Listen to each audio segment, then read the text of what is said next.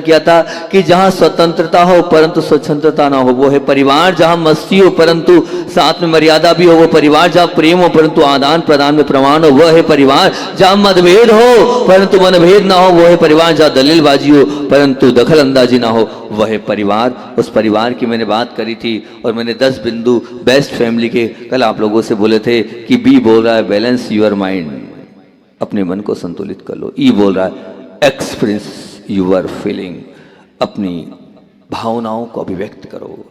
S बोल रहा है स्पेंड टाइम, समय दो। टी बोल रहा है टैकल सिचुएशन, जो सिचुएशन मतलब जो परिस्थिति बनती है उसको संभालो, संभालने से काम होगा। और एफ बोला फॉरगिव अदर, दूसरों को माफ करो, क्षमा करो, भूल जाओ, नहीं भूलोगे तो मामला बिगड़ेगा। ए बोल रहा है एक्सपेक्ट एवरीवन नेचर, सबके स्वभाव को स्वीकार करना ही होगा तब हम आगे बढ़ पाएंगे, नहीं तो वहीं के वहीं रह जाएंगे। एम बोल रहा है मोटिवेट ऑफ टीन, दूसरों को बार बार प्रोत्साहित करो, बार बार ताली बजाओ, बार बार वाह वाह करो। आई बोला इंटेक्ट विथ ऑल, सबके साथ संवाद करो, छोटे से लेके बड़े तक सबके साथ एमएमबी मीठी मीठी बातें करो। एल बोल रहा लव एवरीवन, सबको प्रेम करो, कोई भी ऐसा नहीं कि एक को करो एक को ना करो। और वाई बोला था यस टू हेल्प, यानी हमेशा दूसरों की मदद के लिए तैयार रहो। मैं रोज तो सोचता हूँ लेकिन फिर पर्चा आ जाता है, कुछ ये वाली बात बोल देना, कुछ वो वाली बात बोल देना, तो मैं आगे ही अपनी बात ही नहीं कर पाता हूँ। फिर एक पर्चा आ गया और सभी लोगों यहाँ पर बहुत अच्छे से मैं मान रहा हूँ कि आरोण में मैंने जो आरोण की परिभाषा बनाई बड़ी सुंदर सी बनाई थी, बड़ा ही चिंतन करके उसको लिखा था मैंने। बताऊँ इस परिभाषा को मैंने जो बनाया, यहाँ जो इस परिभाषा को मैंने तैयार किया था वो तैयार किया था मैं जब आरोण के भगवान को देखा था और आरोण के भगवान को जब दर्शन किया था तो उसी रात को बैठ के मैंने आरोण की वो परिभाषा बनाई थी। और आरोण की उस परिभाषा को बनाते वक्त अरहनाथ भगवान की वो जो प्रतिमा जिससे मैं पहली बार में इम्प्रेस हो गया था, प्रभावित हो गया था और लगा था कि वास्तविकता में इन भगवान में बहुत एनर्जी और बहुत पावर है। तभी तो मैं रोज मन बनाया कि क्या पता कब कहाँ, अपने को कोई भरोसा नहीं है। मुझे तो लग रहा था चातुर्मास के तुरंत बाद ही बिहार होगा। जो मेरे पास संदेश था वो संदेश तो यही था, क्योंकि जब लोग गए थे 10 लक्षण के पहले, उसके 10 दिन पहले राजपुर वाले, तो उनसे आचार्य श्री जी ने एक ही बात बोली थी। क्या बात बोली थी पता है? हमने कहा था कि हम आरोण में आस्थाने का विधान करेंगे, हमने ये बोला था उस वक्त। तो आचार्य श्री जी ने उनको बोला था, तो उन्होंने कहा आगे की डेट ले लें, तो बोले नहीं नहीं, उनको बहुत दूसरी जगह भेजना है, उनसे वो बहुत सारे दूसरे काम कराना है, आप समझो वो अभी करा लेंगे आरोण वाले, और आपको अष्टानिका के बाद फिर और 3 जगह उनको भिजवाना है हमें। तब आचार्य श्री ने बोला, तो मैं डर गया था, मैंने कहा बिल्कुल अरहनाथ भगवान छूट जाएंगे, फिर मिलेंगे नहीं मिलेंगे। तो फिर मैंने एक प्रक्रिया चालू कर दी थी, जिस दिन आहार हो उस दिन रात को निहारो भगवान को, और जिस दिन आहार नहीं हो, जिस दिन अपना मतलब यानी कि मान लीजिए आहार जिस दिन नहीं हो उस दिन अपन रात्रि विश्राम करो, जिस दिन आहार हो कम से कम उस दिन भगवान को निहार लो।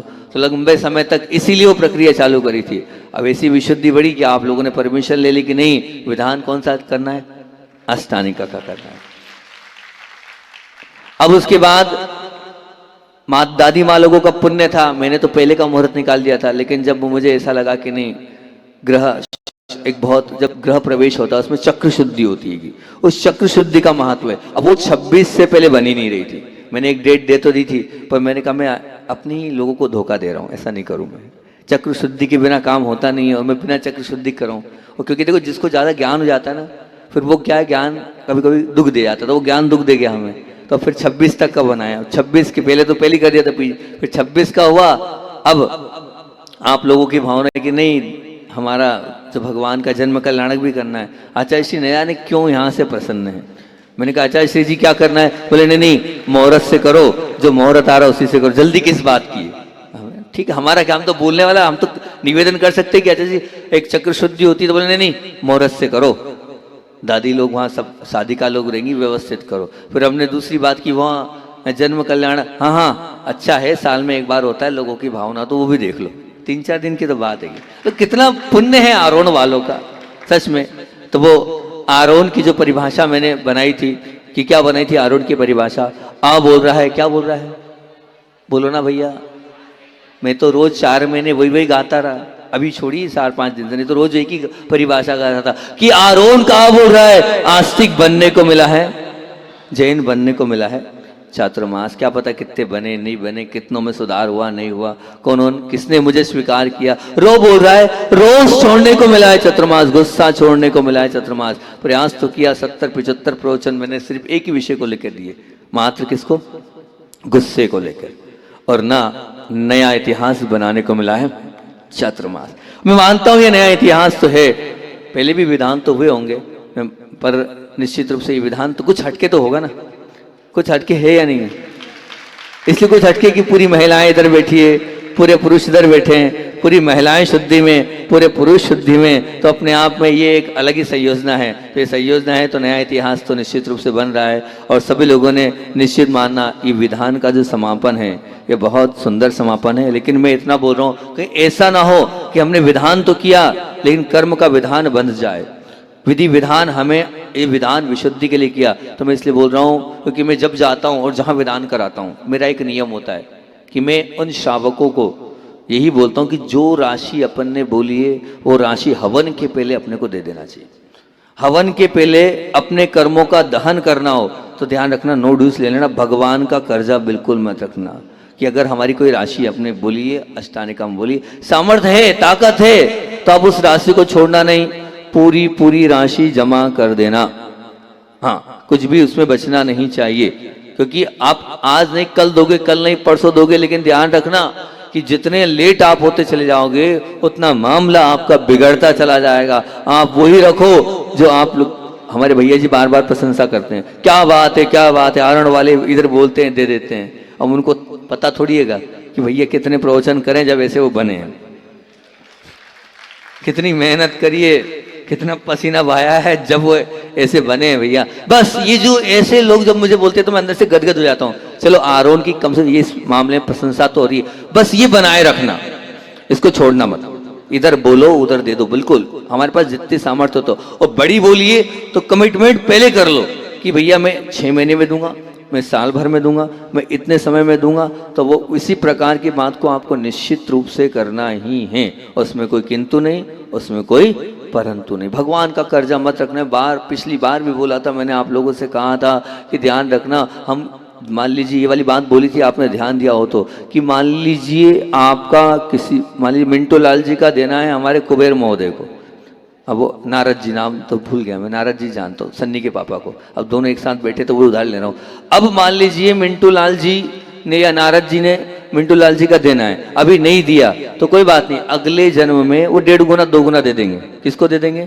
मिंटू लाल जी को। नहीं दे पाए तो और अगले कहीं ना कहीं वो एडजस्टमेंट बराबर हो जाएगा। लेकिन अगर भगवान का कर्जा था और मान लो आपकी श्वास नहीं रुक गई और आप ऊपर चले गए, वो कर्जा फिर किसको दोगे आप? वो कर्जा किस प्रकार से चुकाओगे आप?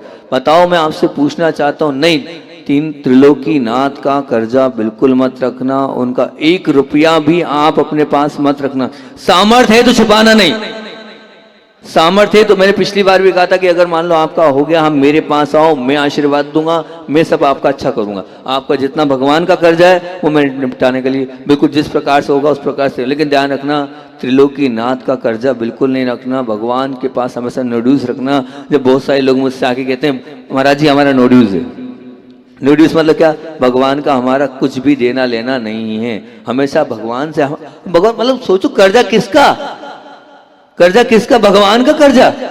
अरे त्रिलोकीनाथ का कर्जा नहीं, बिल्कुल नहीं। मैं आपसे निवेदन कर रहा हूं कि मैंने विधान आपको आपके पुण्य को बढ़ाने के लिए कराया है, मैंने ये विधान आपकी विशुद्धि बढ़ाने के लिए कराया है, मैंने विधान आपको पवित्र बनाने के लिए। कहीं ऐसा ना हो कि वो जो राशि से और हम वो रोक लें और वो आपके लिए निर्माल्य का कारण बन जाए। चशी बोलते थे कि मान लीजिए अगर एक दिन भी हमने रुपया रखा है तो निर्माल्य खा रहे हैं भगवान का। हम निर्माल्य समझते हैं, ये निर्माल्य कहलाता है। अगर भगवान की राशि बोली और अगर हमने नई धर्म की राशि बोली और हमने नहीं दी तो निर्माल्य है ये। वो निर्माल्य के रूप में तुम्हारे घर का नहीं है। एक तुमने 1100 बोले, 1100 तुरंत दो, नहीं तो 1100 का भगवान का निर्माल्य आपके घर में रखा है। निर्माल्य समझ रहे क्या कहलाता है? निर्माल्य का मतलब ये निर्माल्य, जैसे ये जो चढ़ी हुई चीज है, चढ़ी हुई चीज क्या है? जैसे चावल है। क्या मैं आपसे पूछता हूं, मेरा प्रश्न है आपसे, आप जवाब देना मेरे प्रश्न को, क्या कोई जैन बंधु इन चावलों को खा सकता है जो तुमने चढ़ाए? मैं पूछ रहा हूं, बताओ, जवाब दो मुझे। ये नारियल कोई फोड़ के खा सकता है? बोलो ना, हाँ या ना? नहीं खा सकते ना। ना नारियल खा सकते हो, ना चावल खा सकते हो आप, ना लौंग आप ले सकते हो। क्यों? आपने चढ़ा दिया। अब जो आपने बोल दिया वो चढ़ा ही तो दिया। जो आपने बोल दिया वो आपने चढ़ा ही तो दिया। अब वो अगर आपके घर में रखा है तो आप निर्माल्य नहीं खा रहे हो क्या? बोलो, निर्माल्य नहीं खा रहे हो क्या? निश्चित मान के चलना निर्माल्य ही है। वो फूट फूट के निकलेगा, स्थिति परिस्थिति खराब कर देगा। इसलिए आप लोगों से मेरा कहना है कि जो विधान वाला मामला है उसको यहीं के यहीं अपने को करना है। बड़ी राशि की अपन ने कंडीशन लिए तो वो अलग मैटर हो गया, और बाकी छोटा मोटा मामला सबका एक का भी नहीं छूटना चाहिए। एक का भी ध्यान रखना, किसी का भी। 1100, 1000, 1200 कोई बहुत बड़ी राशि नहीं, थोड़ी छोटी छोटी राशि आएगी। इस छोटी, लेकिन ध्यान रखना, इस बूंद बूंद से सागर बन जाता है। हमारी शादी का आश्रम के लिए कुछ राशि की आवश्यकता थी, तो हमने कह इस राशि से आपका सब कुछ अच्छा जाए। कितने लोग हो गए भैया बताओ, कितने नाम आ गए? 500, 450 नाम तो अभी भी कम है। 1008 नाम की भावना थी मेरी, ताकि 1008 है, 500 के ऊपर है। अभी भी मन बन जाए तो छोड़ना नहीं। एक छोटा सा, इतनी सी एक छोटी सी हम राशि देंगे तो बूंद बूंद से सागर बनता है। अगर हम 10 लाख इकट्ठा करते तो होते 500, मतलब 5 लाख तो हो गए शादी का माल लोगों के लिए। 1100 रुपए एक से ले लें, 5.5 लाख लगभग हो ही जाएंगे। और क्योंकि 1100 बहुत छोटी राशि है, लेकिन पूरी समाज जुड़ गई तो क्या हुआ वो पता नहीं चला, और वो जो हमारा जो कार्य रुका हुआ था, वो संयोजना थी, वो पूरी हो गई। तो ये छोटी छोटी राशि हो चाहे बड़ी राशि हो, आपको तुरंत के तुरंत देना है, कहीं ऐसा ना हो कि हमारा मामला बिगड़ जाए। उसी प्रकार से अमृत कुंड की एक नई संयोजना जो बनी थी, मैं आपको बता रहा हूँ। बहुत सारे लोग बोल रहे थे कि महाराज जी खबर आई। भैया मैंने वास्तु के हिसाब से पढ़ा है, अंदर तक उतरा हूँ तो मैं जानता हूँ। अब आप देखना इस अमृत कुंड का नतीजा, जो नॉर्थ ईस्ट में गड्ढा हो रहा है, उस नॉर्थ ईस्ट का गड्ढा जहां जहां होता है वहां ध्यान रखना पैसे की बरसात होती है। क्या होता है? पैसा बहता है, पैसा आता है। कहाँ? मैंने ये अनुभूत किया है कि नॉर्थ ईस्ट में जाओ। मैंने इसीलिए नॉर्थ ईस्ट में कराया भैया, वो पूरा प्लेन हो जाएगा व्यवस्थित, आप उस पर ऊपर चढ़ सकते हो। ऐसा नहीं कि वो जगह ही खराब हो गई आपकी, मैंने आपका स्थान ही समाप्त कर दिया। नहीं, नॉर्थ ईस्ट में आप गड्ढा मैंने बहुत स्थानों पर देखा है, और मैंने एक स्थान पर तो देखा, वर्णी कॉलोनी सागर, वहाँ के मंदिर को मैंने देखा तो बोले यहाँ पर सब कुबेर लोग रहते हैं। तो मैंने कहा कुबेर लोग रहते हैं क्या है? मैंने पूरा ऑब्जर्व किया कि आखिर कुबेर क्यों रहते हैं। देखा तो सबसे गहरा कुआं नॉर्थ ईस्ट का वहाँ था। ऐसे 3-4 उदाहरण है मेरे पास कि जब नॉर्थ ईस्ट में रहता है वहाँ पर धन की बरसात, वहाँ के लोग सक्षम बनते हैं, वहाँ के लोगों का पैसा बढ़ता है। तो आप क्या, अमृत कुंड अगर मैंने नॉर्थ ईस्ट में कराया तो आप अन्यथा मत लो, वो व्यवस्थित आपके समाज और उससे बलवान होगी, पुष्ट होगी, आप दान और अच्छे से दोगे। ये निश्चित मान के चलना। वर्णी कॉलोनी पता कर लेना, वो कुबेर की नगरी कहलाती सागर में। और उसका कारण क्या? वहाँ का मंदिर का वास्तु नॉर्थ ईस्ट में, वहाँ पर कुआं आएगा। एक उदाहरण दे दिया, ऐसे बहुत सारे उदाहरण है, अन्यथा मत लेना। और अमृत कुंड करने का सिर्फ और सिर्फ एक ही कारण था मेरा, दूसरा बाद में कारण है। दादी माँ मेरे कारण नहीं है, व्रती लोग मेरा कोई कारण नहीं है। मैंने व्रतियों की अपेक्षा से वो किए ही नहीं है। मेरी आत्मा तो उसी दिन खराब हो गई थी जब मैंने दर्शन किए और भगवानों का स्वरूप ऐसा देखा। तो पता किया मैंने क्यों यहाँ पर जो पानी में नमक है क्या? बोले हाँ महाराज जी थोड़ा सा नमक में, यहाँ पर पानी जो खारा है। मैंने कहा प्रतिमा कभी भी अगर खारा है तो प्रतिमा हमेशा काली रहेगी। कितने मैं अभी साफ कर दूंगा। मान लो हमने हमारे राज सिंह भैया और हमने बहुत सुंदर करी हम प्रतिमाएं। कौन सा? व्हाइट में बता रहा हूँ आपको, बिल्कुल इतना सुंदर इलाज बता रहा हूँ कि व्हाइट मार्बल का पाउडर आप लेना और ऐसा घिसना, ऐसा घिसोगे और वो ऐसी चमचमाएगी प्रतिमा, ऐसा लगेगा नई बनकर आई हो। वही पठारी में किया था हम लोगों ने, तो ऐसा लग रहा था प्रतिमा भी निकल के आई हो एकदम चमकते हुए। कहाँ से ही हो आप ऐसा? लेकिन क्या होगा, जैसे ही 2-3 बार पानी लेके वापस वो काली हो जाएगी। सिर्फ मुझे उसी दिन से बहुत पीड़ा थी, उसी दिन से मैं लगा हुआ था कि कहीं ना कहीं कोई व्यवस्था बन जाए, और इसीलिए अमृत कुंड की व्यवस्था करी। अब अमृत कुंड की जो व्यवस्था है वो समझना भगवान के लिए। मैं फिर कह रहा हूं कि जितने लोग हैं सबकी राशि उसमें लग जाए, सबका कुछ ना कुछ धन उसमें लग जाए अमृत कुंड में। क्यों? क्योंकि जब जब भी भगवान के ऊपर अभिषेक होगा, जब भी भगवान के ऊपर उस पर धारा होगी, तो किसमें? आपकी सहभागिता उसमें रहेगी। मैं खुला कह रहा हूं, ध्यान रखना, भगवान का अभिषेक अमृत कुंड से ही होना चाहिए। हाँ, आपके उस पानी से नहीं, बाकी आप द्रव्य सामग्री उससे धो, मंदिर का दूसरा काम उससे करो, जो करना है उससे करो। सिर्फ और सिर्फ भगवान का गंधोदक, भगवान का अभिषेक और शांति धारा सिर्फ अमृत कुंड से ही होगी। और जब तक अमृत कुंड रहेगा तब तक ये मान के चलना भगवान की जलधारा उस पर होगी तो आपको कितना पुण्य मिलेगा। तो इसलिए जितना हो जो हो, ऐसे जो काने हैं जो हजारों हजारों वर्ष के लिए, आप विचार करना कि गंधोदक तो सब लगाते, एक छोटा सा बच्चा भी लगाता है और एक बड़ा भी लगाता, हर व्यक्ति लगाता। तो जो जो गंधोदक लगाएगा आप मानना कि उसका छठवां हिस्सा आपको मिलता चला जाएगा। ये मुख्य भावना गंधोदक की थी। और साथ में तो है ही कि कोई त्यागी व्रती आ गए, दादी माँ लोग हैं, कोई मुनिराज हैं, उनकी पहली अंजलि में सबसे पहले रोटी नहीं जाती है, सबसे पहले आपका दूसरा कोई पकवान नहीं जाता। क्या जाता है? वो पानी ही जाता है, और पानी ही पहुंचता है। उस पानी के माध्यम से ही सब कुछ होता है। तो पानी अपने आप में संतुष्टि कारक भी और पुष्टि कारक भी है। तो व्रती लोगों के लिए भी वो पानी मिल रहा है और साथ साथ में भगवान के लिए भी वो पानी की आवश्यकता है। तो मेरी तो सद्भावना ये, मैं तो जहां जहां भी इस प्रकार की स्थिति बनती है हर स्थान पर एक एक अमृत कुंड बना रहा हूं, हर स्थान पर। ये योजना संयोजना है मेरी, हर स्थान पर जाऊंगा, हर स्थान पर बनवाऊंगा ताकि कम से भगवान आकर्षक लगे, भगवान सुंदर लगे। आप देखना, अब आप देखना, अब जब अमृत कुंड के पानी से आप करोगे तो कैसे भगवान उल्टा चमकाएंगे, बिल्कुल चमकेंगे, चमकाने की जरूरत नहीं पड़ेगी। उस पानी का प्रभाव ही ऐसा रहेगा, जो ऊपर का पानी आएगा उससे भगवान अपने आप में चमकेंगे।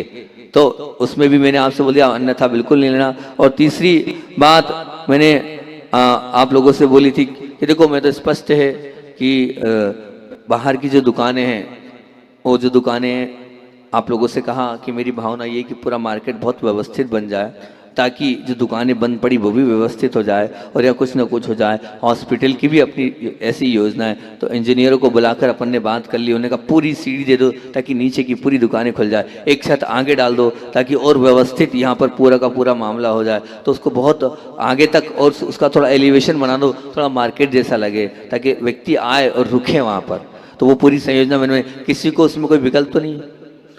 बोले भैया अगर किसी को विकल्प है तो हाथ खड़ा करो, मेरे पास आ जाओ, अभी हाल पूछ रहा हूँ। कोई विकल्प तो नहीं किसी को?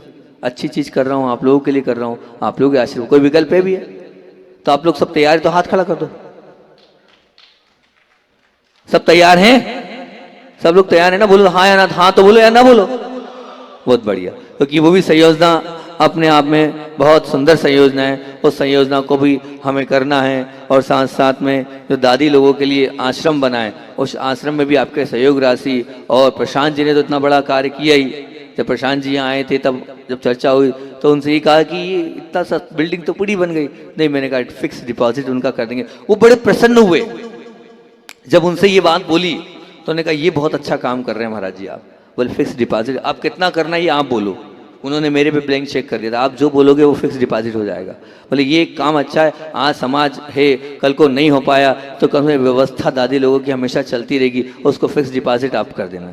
वो भी संयोजना समाज को ध्यान रखना, उसमें आप कटिबद्ध हैं, उसमें आपको किंतु परंतु नहीं करना। आपको और अलग से करना तो हम और मेहनत करेंगे और व्यवस्था आपकी करते चले आएंगे, लेकिन दादी लोगों के ऊपर आप लोगों को कहीं से लेकर कहीं तक कुछ भी उसमें नहीं करना है। तो ये बातें मुख्य रूप से बोलनी थी। मैं 1008 मंत्रों से तो कराता था, कराया है सैकड़ों, मतलब 25-50-100 बार करा चुका हूँ संघ से जब से निकला हूँ, लेकिन इस प्रकार से मैं पहली बार कराऊंगा कि विधान भी चलता रहे। मैं अलग से कराता था 1008 मंत्र, इन्हीं मंत्रों को कराता था, इन्हीं मंत्रों को कराता था, लेकिन अलग से कराता था। अब पहली बार 9 बार आप विचार करना क्या विशुद्धि और क्या ऊर्जा बढ़ेगी। वो मंत्र 9 बार तक, एक मंत्र 9 बार तक बोला जाएगा। अरे भाई मान लो 25 बेटियां बैठी है, 25 में से 1, 2, 4 आएगी हमारे पास, बाकी 20 तो जाएगी किसी के घर में। भाई बाकी 20 तो जाएगी, वो आने वाले 20 घर सुधर जाएं। जो आने वाले 20 घर हैं कम से कम वो सात्विक बन जाए, वो स्वर्ग बन जाए, तो अपने आप में बहुत अच्छी बात होगी। नहीं, निश्चित रूप से एक कल्याणकारी कार्य उस संयोजना में हो चला जाएगा। तो बी बोल रहा है, क्या बोल रहा है? Balance your mind. क्या बोल रहा है? Balance your mind. Balance your mind मतलब क्या है? इसको हिंदी में बोलते हैं मन को संतुलित करो। मन को क्या करो? संतुलित करो। क्योंकि निश्चित मान के चलना, जैसे मैंने जिस दिन उदाहरण दिया ना, बिस्तर पे सोते रहने से और बिस्तर में बैठने से और बिस्तर से खड़े होने से या बैठने से खड़े होने से और खड़े होकर चलने से और चलने के बाद भागने में, और भागने के बाद छलांग लगाने में शरीर को और ज़्यादा और ज़्यादा और ज़्यादा मेहनत करनी पड़ती नहीं करती? बोलो ना। सोने का आनंद ही अलग है, उसमें कोई मेहनत करना ही नहीं है, बस सो जाओ, योग निद्रा लगा लो, आनंद जाए। हम ध्यान में बता रहा, ध्यान करवा रहा था, योग निद्रा जिस दिन बोलता हूँ उस दिन पूरा पेक, जगह ही नहीं रहती, सोना सोना सब चाहते हैं। तो है यहाँ नहीं करा, यहाँ हमारे जो यहाँ नहीं करा, यहाँ और करा दो। अरे नहीं भैया, मामला भी यहाँ बोले महाराज बोले ना नाटक कराया ना योग निद्रा कराई, दोनों नहीं करेगा। लेकिन समय देखते हैं वो सब। एक बात और आपसे बोल दूं, भूल जाऊंगा मैं आपसे बोलने, अभी हाल सभी लोग बैठे हैं, हाँ कल भी रहेंगे। जो आने वाला आपका शिविर 10 तारीख से 16 तारीख का शिविर है, उस शिविर को आप सामान्य शिविर मत मानना। आप सोचना मैं अगर उसमें लगाऊं तो कहीं ना कहीं मैं बहुत बनिया बुद्धि वाला व्यक्ति हूँ। सच कह रहा हूँ, मेरे ऐसा कंजूस व्यक्ति आपको कहीं नहीं मिलेगा। मैं एक एक रुपए में मेरी आत्मा कलपती है कि 1 रुपया भी खर्चा हो रहा है। आप लोगों ने समझ लिया होगा वो चीज़, तो कि कैसा चिढ़ता हूँ मैं कि कहीं 1 रुपया। वो हमारा राज किंग बोलता आपको क्या पड़ी, पैसे दिलवाओ दिलवाओ दिलवाओ। तो मेरे तो बचाने का प्रयास करता हूँ, बचाने के चक्कर में ही वो 3 छोटे छोटे गाँव वालों के लिए एलोरा से मंगवा रहा हूँ साउंड व्यवस्था। क्यों भाई, समाज का बच जाए, जितना बच सकता है उतना बच जाए, ये भाव, कम से कम में काम हो, ज़्यादा मामला नहीं हो। अब आप विचार करना कि मैं बम्बई वाली उस डॉक्टर की टीम को बुला रहा हूँ, औरंगाबाद और बेंगलोर से 15-20 लोगों की टीम बुला, कुछ तो मैंने देखा होगा, कुछ तो उन लोगों में मैंने समझा होगा, तब तो इतनी महंगी टीम यहाँ बुला रहा हूँ और आप लोगों का उपचार करा रहा हूँ। आप मानना बहुत अच्छी चीज़ है उनके पास। उनके पास जो चीज़ है ना वो किसी के पास नहीं है। वो जो कर रहे हैं ना वास्तविकता में वो सच्चा और अच्छा कार्य कर रहे हैं। वो क्या सिखा रहे हैं? वो आपको खाना सिखा रहे हैं। उनकी जो मैंने प्रोसेस पूरी सुनी समझी, इसके पहले मेरी इनसे काफ़ी लंबी चर्चा हुई थी जब ये लोग कन्नड़ में था, मैं औरंगाबाद के पास। इनकी बहुत भावना थी, औरंगाबाद एलोरा में था जो शिविर उन्होंने हमारे नाम से वहाँ लगाया था, तब मैंने इसको डिटेल में समझा था। मेरी बहुत भावना थी कि मैं उस शिविर में जाऊँ, बैठूँ और मैं स्वयं भी उस चीज़ को सीखूँ। पर योग संयोग की बात है कि गुरु आज्ञा से मैं बंधा हुआ था, गुरु ने आज्ञा दी ही नहीं। उनको मुझे शायद दक्षिण की ओर पहुँचाना था, तो उन्होंने उस वक्त जो था मामला चतुर्मा बोले नहीं, इस तरफ नहीं जाना, आगे बढ़ना है आपको। तो मुझे लगा शायद उनको दक्षिण सदलगा तरफ भिजवाना है, या और आगे कुंतलगिरी की, मुझे लग रहा था गुरुदेव को कुंतलगिरी की हथकरघा पे मुझे भिजवाना था, उसको ठीक करना था। इसलिए उन्होंने मुझे आज्ञा ही नहीं दी कि रिटर्न नहीं आना है, वापस नहीं आना है आपको। तो वो पूरा मामला वहीं के वहीं रह गया। मेरी बहुत भावना थी। तो मैं आपको बता रहा हूँ सिर्फ उस शिविर के विषय में। वो शिविर कोई छोटा मोटा शिविर नहीं है। उस शिविर में खाना पीना आपको सिखाया जाएगा, उठना बैठना आपको सिखाया जाएगा, आपकी एलोपैथी दवाई औषधि आपकी छोड़ा दी जाएगी किस प्रकार से, और वो तो देंगे। और मेरा जीवन का जितना निचोड़ होगा, जो जो मैंने गुरुदेव से सीखा होगा, मेरे प्रवचन बदल जाएंगे। आधा घंटा में कोई प्रवचन नहीं दूंगा मैं, वो 8 दिन, मैं अभी से बोल रहा हूँ, जो पेपर वाले हैं जो भी करते हैं, उस 8 दिन को स्वास्थ्य सप्ताह के नाम से आप डाल दो। रोज आधा घंटा, जितने भी देर में बोल पाऊंगा, कम से कम आधा घंटा तो बोलूंगा ही बोलूंगा, स्वास्थ्य के ऊपर बोलूंगा। जितनी औषधियां मैंने मेरे जीवन में गुरुदेव से सीखी है, या मेरी लाइफ कैसी की जो अनुभूत है, उन औषधियों को, उन तरीकों को आपके बीच में रखूंगा कि भैया जैसे पित्त का है, ये पित्त का मामला, शुगर का है, ये शुगर का मैं आपको दे रहा हूँ। मान लीजिए बीपी का है तो बीपी के, जो मैंने सीखे, जो मैंने अनुभव में 20-25 साल के अलग अलग वैद्य, मेरी रुचि है कि उस रुचि से मैं क्या अलग अलग जो आते हैं डॉक्टर वेद, उनसे पूछता हूँ आपका क्या अनुभव, आप सुनाओ। मेरी पूरी डायरी रखिएगी। कल मैं एक उपचार दीदी को बता रहा था, तो दीदी बोले क्या डायरी बनी है महाराज जी आपकी? तो मैंने हाँ, निस्सिम सागर से हमने ये डायरी बनवाई है, आपके यहाँ के निस्सिम सागर से। उन्होंने ये व्यवस्थित हमारे को व्यवस्थित करके डायरी बस उनको दिया हमने, उनने वो लिखावट उनकी है, वो पूरी डायरी है। उस डायरी में कोई वैद्य आता है, सबसे पहले बैठता हूँ, आप अपना अनुभव बताओ, आपने किस बीमारी पर आप गारंटी के साथ ठीक किया? वो बोलता भी ये। या कोई श्रावक भी आता है, कोई एक सामान्य श्रावक भी आता है और मुझसे बोलता है हमें पाइल्स पर हमने ये बहुत सारे लोग ठीक किया, मैं तुरंत लिखता हूँ। मैं शुगर पर ये मैं तुरंत लिखता हूँ। तो ये सब बीमारियों का संयोजन भी मैं उस 8 दिन में देने का प्रयास करूंगा। तो वो 8 दिन आपके लिए बहुत लाभकारी रहेंगे, स्वास्थ्य और औषधि के लिए भी। छोटी छोटी चीजें घरेलू आपको बताऊंगा कि देखो इससे आप ठीक हो सकते हो। कोई जरूरत नहीं है आपको एलोपैथी की शरण में जाने की, कोई जरूरत नहीं है आपको दूसरी और आवश्यकता में जाने की। तो ये अपने आप में एक बहुत बड़ी संयोजना और अपने आप में बहुत बड़ा कार्य होने वाला है इसमें आप। और अंतिम दिन आपको बताएं, अब ये जो मुख्य आपको बात बताएं, जो उन्होंने मुझे बताई, वो आपको औषधि देंगे। और औषधि देने के बाद 8 दिन तक आपको धीरे धीरे धीरे धीरे इस प्रकार के टॉक्सिन निकालेंगे। अंतिम दिन आपके शरीर का पूरा मल बाहर हो जाएगा। पूरी अंदर की जितनी गंदगी है जो 20-25 साल के अंदर आंतों में जमी वो पूरी बाहर हो जाएगी, आपकी आंत एकदम क्लीन हो जाएगी। वो अंतिम दिन 100-125 लीटर पानी पिलाएंगे आप। कितना पानी? 100-125 लीटर पानी काहे से कहते हैं, इतना पानी तक वो पिला सकते हैं, ऐसा कहना है। कम से कम 20 और अधिक से अधिक इतना। क्यों इतना क्यों बोल रहा हूं? बोले जब तक सोच और लघु शंका वाइट नहीं आती है तब तक छोड़ते नहीं है। और दूसरी सबसे बड़ी बात, आपको कमजोरी बिल्कुल नहीं लगेगी। अंतिम दिन आप सोचो कि इतनी बार हम जाएंगे, हमारा पूरा साफ, गंदगी पूरा अंदर का मलबा सब साफ हो जाएगा, काला काला पूरा सब पित्त पूरा बाहर हो जाएगा, लेकिन आपको कमजोरी 1% नहीं आएगी। वो इस प्रकार से उसको मैनेज करेंगे, 8 दिन तक इस प्रकार की औषधि आपको वो औषधि देंगे और वो इस प्रकार से वहां पर उनका पूरा रहता है। मैंने सबसे पहला प्रश्न यही था, बोले नहीं कैसे, जितना अंदर का आपके अंदर का पूरा कचरा बाहर हुआ, आधे तो आप यूं हो जाओगे।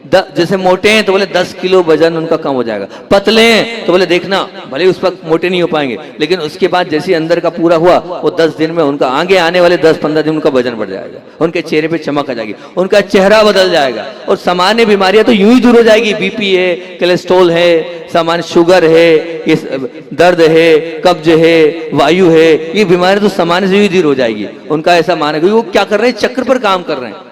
जिस चक्र पर मैं काम करता हूं, जो मेरा प्राण है, जो मेरी ऊर्जा है, वो चक्र है। मैं चक्र पर काम करके ही सब कुछ करता हूं। वो उस चक्रों को जागृत करना, उन चक्रों को मतलब उसको जो चक्र है उसकी ऊर्जा को बढ़ाने का काम करते हैं। एक चक्र खराब होता है, मान लो हमारा मूल बंद खराब हो गया, मूल बंद बैठ गया, सब पाचन तंत्र खत्म हो गया। हमारा मान लीजिए स्वादिष्टान गया, श्वास लेना हमने खत्म कर दिया। तो ये सब चक्रों को एक्टिव करते हैं और सच में अच्छी प्रक्रिया है। अगर आपके चक्र एक्टिव हो गए ना, आप समझना आपका बीमारी तो छोड़ दो, बीमारी एक तरफ हो गई, आध्यात्मिक ऊर्जा आपकी बढ़ जाएगी, आपका ध्यान की प्रक्रिया आपकी बढ़ जाएगी, आपका चिंतन शैली बढ़ जाएगी, आपके नेचर में परिवर्तन आ जाएगा। तो वो पूरे चक्रों को एक्टिवेट करेंगे, वो चक्रों को कैसे ऊर्जावान बनाना, वो पूरा तरीका आपको वो सिखाएंगे। तो मेरी भावना है कि आप लोग जितने लोग बैठ रहे हैं उतने, बाकी जो नहीं भी बैठ रहे हैं तो कम से कम इतना तो कर लें कि वो जो बोले वो सुन लो।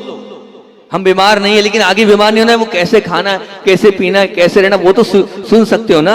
वो तो सुन लो कि हाँ आगे में हम इन सब चीजों को कॉपी पेन लेके वो जो बोलते जाए उनको नोट करते जाना और अपने जीवन में उतारते जाना। ये मेरी भावना है, ये मैं आप लोगों से कह रहा हूँ, इसमें कोई किंतु परंतु मत करना। और भी आप लोगों को उसके विषय में बता दूंगा। समय हो रहा है, मैं क्या करूँ, फिर परिवार वाली बात को लेके बैठा, लेकिन कर ही नहीं पाया, सामने घड़ी टिक टिक कर रही है। इस प्रवचन को करूंगा, चिंता नहीं करना, क्योंकि जिन लोगों ने बोला है उनकी भावनाओं को ठेस नहीं पहुंचाऊंगा। ये प्रवचन करके ही आरोन से जाऊंगा, इतना मैं आपको वचन दे रहा हूँ। बोधि समाधि परिणाम शुद्धि शांतमा उपलब्धि शिष्यों की सिद्धि चिंतामणि स्मृति दोषदान तम वंद मानस ममास्तुति।